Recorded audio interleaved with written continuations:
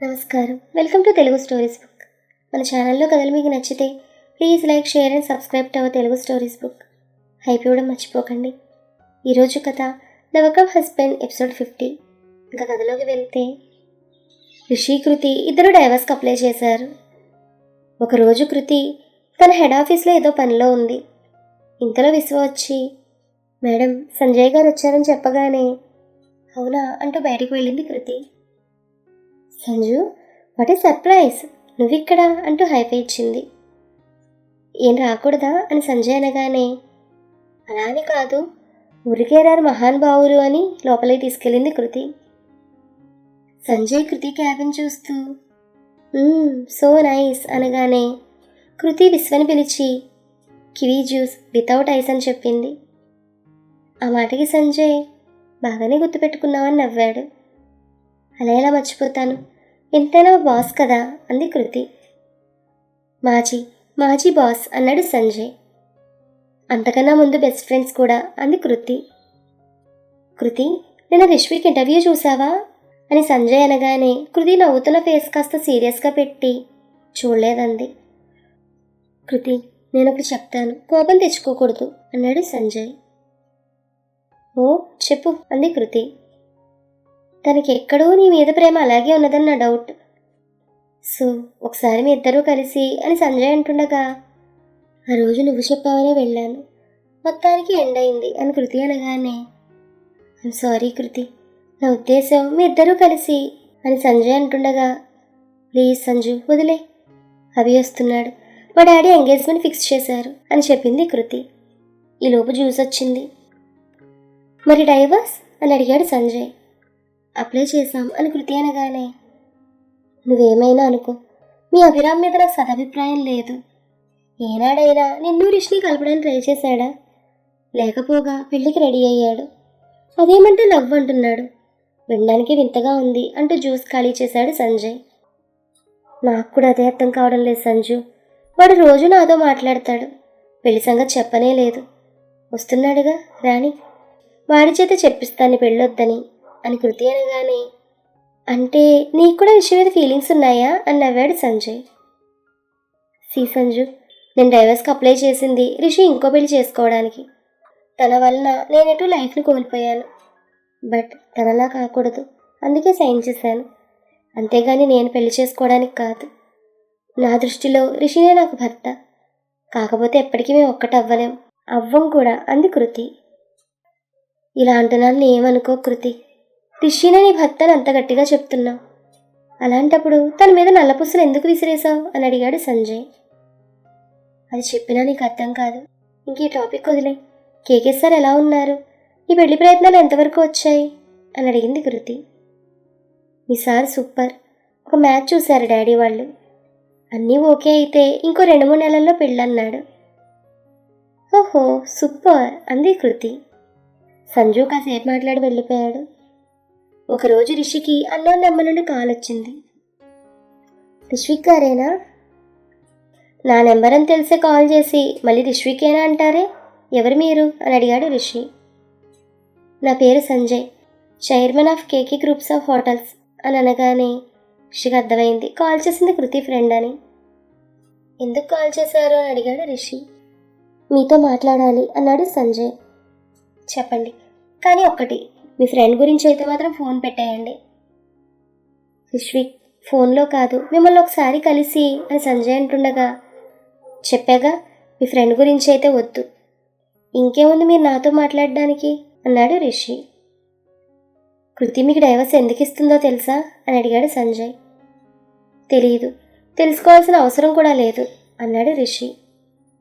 తన డైవర్స్ ఇస్తే మీరు ఇంకో పెళ్లి చేసుకోవడానికి అన్నాడు సంజయ్. అవునా, అలా చెప్పమందా? సరే నమ్మాను, ఇంకెప్పుడు మీరు నాకు కాల్ చేయొద్దని కాల్ కట్ చేశాడు రిషి. ఒక వారం తర్వాత అభి వచ్చాడు. తన పేరెంట్స్ హైదరాబాద్లోనే ఉంటారు. రాగానే కిషోర్కి కాల్ చేశాడు. అభి వచ్చేసావా? అంకుల్, అయితే ఈవినింగ్ ఇంటికి రా. ఇవాళ కాదు కానీ సండే వస్తాను, కృతి బర్త్డే కదా. ఓకే, ఇంకొక విషయం, కృతి ఎంత చెప్పినా నీతో పెళ్లి ఒప్పుకోవడం లేదు. ఆ విషయం నాకు వదిలేయండి అంకుల్, నేను చూసుకుంటాను. ఏం చూసుకుంటావో ఏమో, అప్పుడు ఇలాగే అన్నావు. వాడు నా కూతురికి దగ్గర అవ్వడం, పెళ్లి చేసుకోవడం అన్నీ చూసావు. వాళ్ళిద్దరిని విడదీయడానికి నా తల ప్రాణం తోక్కొచ్చింది. ఏదో నా అదృష్టం ఆ ప్రీతి తెలియకుండానే నాకు హెల్ప్ చేసింది. కిషోర్ మాటలకి అభి, అబ్బా అంకుల్, వాన్లో తడిచిన 6 నెలలకి తల తుడుచుకున్నట్లు ఇప్పుడు అవన్నీ ఎందుకు అని అడిగాడు అభి. నువ్వు కృతిని ఒప్పించుకోవడానికి. చూడు, కృతి పుట్టగానే నేను మీ నాన్న ఫిక్స్ అయ్యాం నీకోసమే తను పుట్టిందని. కానీ నువ్వేమో వాడు గ్రద్దలా తన్నుకుపోతుంటే చూస్తూ కూర్చున్నావు. వాడిని వదిలేసి 4 సంవత్సరాలైనా ఇంకా వాడే నా భర్త అంటోంది పిచ్చిది. కిషోర్ మాటలకు అభి మాట్లాడుతూ, ఆడవాళ్ళ గొప్పతనమే అది అంకుల్. భర్త ఎన్ని తప్పులు చేసినా చాలామంది కడుపులో దాచుకుంటారు. మనం అది బలహీనత అంటాం. మీ ప్రయత్నం మీరు చేశారు, ఇంకా నాకు ఛాన్స్ ఇవ్వండి అని ఫోన్ పెట్టేశాడు అభి. మిత్రకు కాల్ చేశాడు. ఎరా దిగావా? ఇవాళే. ఎంగేజ్మెంట్ అంటగా? అవును, నువ్వే దగ్గరుండి అన్నీ చూసుకోవాలి. నాకు ఇదే పనిరా. వాడేమో ప్రేమ పెళ్ళి అని, ఇప్పుడు నువ్వేమో ఎంగేజ్మెంట్ అని. అయినా అభి, దానికి ఇష్టం లేదని తెలిసి ఎందుకురా రెడీ అయ్యావు? మిత్ర, ఇష్టం అనేది పలానా రోజు పలానా టైంకి వస్తుందని ఎక్కడైనా ఉందా? నా కృతి అంటే ఎంత ఇష్టమో తనకన్నా నీకే తెలుసు. నెక్స్ట్ సండే తన బర్త్డే. మీ ఫ్యామిలీ మొత్తం వచ్చేయండి. 4 సంవత్సరాల నుండి అదేమి సెలబ్రేట్ చేసుకోవడం లేదు అని అభి అనగానే, రిషి కూడా అంతేరా, మరి వాడి బర్త్డే సెలబ్రేట్ చేయవా అని అడిగింది మిత్ర. వాడికి ఏంటే, టాప్ హీరో, వాడి ఫ్యాన్స్ ఉన్నారు వాడికి. మీ ఫ్రెండ్ ఏమీ ఒంటరి కాదు. కానీ పాపం కృతినే, చుట్టూ అందరూ ఉన్న ఒంటరి. అభి మాటలకి మిత్ర, మాటలు బాగా నేర్చుకున్నావురా. అయినా బెస్ట్ ఫ్రెండ్ అయ్యుండి వాళ్ళిద్దరినీ కలపాలని ప్రయత్నించాలి. కానీ నువ్వేంట్రా ఏకంగా విడాకులు ఇప్పించి పెళ్ళంటున్నావు? ఆ మాటకి అభి, నేను సరే తుప్రా చదవను, నువ్వు పేరుకు తగ్గట్టుగానే గొప్ప ఫ్రెండవు కదా. 4 ఏళ్ల నుంచి ట్రై చేస్తున్నావు. కలిసారా? లేదే. నీ మాటే వినని వాళ్ళు ఇంక నా మాట వింటారా? ఇలాంటి కాకరకాయ కబుర్లు లేపి నాకు హెల్ప్ చేయి. సండే వచ్చే. ఉంటాను, బాయ్ అంటూ ఫోన్ పెట్టేశాడు అభి. అభి మాటలు విన్న మిత్ర, సచ్చినోడా, నీలాంటి వాళ్ళ వల్లనేరా ఫ్రెండ్షిప్ అంటే నమ్మకం పోతోంది. నీకు హెల్ప్ చేయడమా? నెవర్. ఇంకా వాళ్ళిద్దరిని కలుపుతాను నేను. నాకు తెలుసురా ఏం చేయాలో అనుకుంది మిత్ర. ఆ రోజు సండే. కృతి రిషి నుండి వెళ్ళిపోయాక తన బర్త్డే జరుపుకోలేదు. ఆ రోజు తను లేచేసరికి ఇల్లంతా డెకరేట్ చేసింది.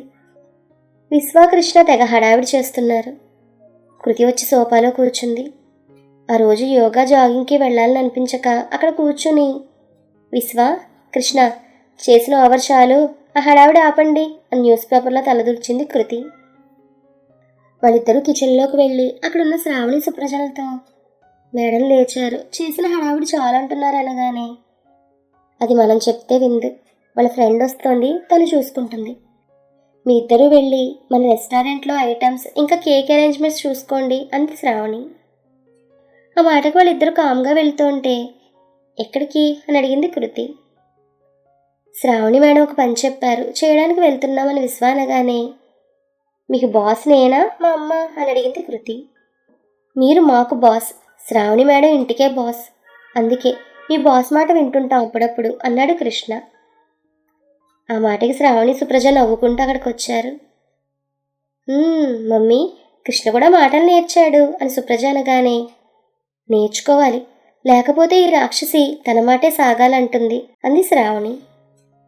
ఆ మాటకి విశ్వ, అయ్యో మా మేడమేం రాక్షసు కాదు, దేవత అని విశ్వ అనగానే, విశ్వ, కలిపిన పులిహార చాలు, వెళ్ళండి, ఇంకా ఆ పనులు ఎంతవరకు వచ్చాయో చూడండి అని సుప్రజ అనగానే వాళ్ళిద్దరూ వెళ్ళిపోయారు. అక్క, ఏంటిదంతా, మీ అందరూ ఎందుకు ఇలా చేస్తున్నారు అని కోపంగా చూడసాగింది కృతి. మాదేమీ లేదు, అంతా మీ డాడీ ప్లానే, వెళ్ళి ఆయన అడుగు అనేసి వెళ్ళిపోయింది Shravani. Many more happiness of the day చెల్లి అంటూ షేక్ హ్యాండ్ ఇచ్చింది సుప్రజ. కృతి థ్యాంక్స్ అనేసి లోపలికి వెళ్ళిపోయింది. తన రూమ్ డోర్ లాక్ చేసి ఫోన్ స్విచ్ ఆఫ్ చేసి టీవీ పెట్టింది. 1 గంట గడిచాక డోర్ తగ్గి కొడుతుంటే తీసింది. మిత్ర తన హబ్బీ ఇంకా మిత్ర వాళ్ళ హనీ, వాళ్ళ వెనకాల వినయ్ లోపలికొచ్చి విషెస్ చెప్పారు. కృతి మొహమాటంగా నవ్వి థ్యాంక్స్ చెప్పింది. ఏంటే ఇంకా ఇలాగే ఉన్నావు, పద పద అంటూ బాత్రూంలోకి తోసింది మిత్ర. వినయ్ వాళ్ళు బయటకు వెళ్ళిపోయారు. కృతి బ్రష్ చేసుకుని బయటకు వచ్చింది. మిత్ర తను తెచ్చిన చీర ఇంకా కృతి జ్యువెలరీ సెట్స్ అన్నీ తీసి అన్నీ అరేంజ్ చేస్తోంది. అదంతా చూసిన కృతి, ఏంటి ఇదంతా నువ్వు కూడాను అంటూ బెడ్ మీద కూర్చుంది. హలో, ఈ 4 years నువ్వు చెప్పింది నడిచింది, ఇక నుండి మేం చెప్పింది వినాల్సిందే. నీకు 10 నిమిషాలు టైం, త్వరగా రా అనేసి బాత్రూంలోకి నెట్టింది మిత్ర. కృతికి రిషి గుర్తొచ్చాడు. ఏడుపు వచ్చింది. ఎందుకు రిషి ఈ దూరం? నువ్వు లేని ఏ పుట్టినరోజు నాకొద్దు, అలా నువ్వు కూడా నాకొద్దు అనుకుంటూ స్నానం చేసి బయటకొచ్చింది. మిత్ర తను సూపర్గా రెడీ చేసింది. ఇద్దరూ బయటకొచ్చారు. ఎదురుగా అభి కళ్ళార్పకుండా కృతినే చూస్తున్నాడు. అభి తన దగ్గరకు వచ్చి మోకాళ్ళ మీద కూర్చుని కృతికి రోజిచ్చి విల్ యూ మ్యారీ మీ అంటూ అడిగాడు అభి. మరి కృతి రియాక్షన్ ఏంటి? తను ఏం చెప్పుంటుంది? Take a break, keep listening. ఇక్కడ కృతి రిషి వాళ్ళ లైఫ్లో జరిగింది ఏదైనా సరే, తప్పు ఎవరిదైనా సరే, శిక్ష మాత్రం ఇద్దరు అనుభవిస్తున్నారు. ఇంకా ఇక్కడ మనకు కొన్ని క్వశ్చన్స్ మిగిలిన్నాయి. మిత్ర ఇచ్చిన లెటర్ వాచ్మెన్ రిషికి ఇవ్వలేదా? అలాగే కృతికి అబార్షన్ జరిగిన సంగతి రిషికి తెలుసా తెలియదా? వీటన్నిటికీ ఆన్సర్ తర్వాత వస్తుంది. ఇప్పుడు మనం ఒక చిన్న బ్రేక్ తీసుకుని నెక్స్ట్ ఎపిసోడ్లో మళ్ళీ కలుసుకుందాం. Keep listening. ఈ కథ మీకు నచ్చితే please like, share and subscribe to our Telugu stories book. Thank you.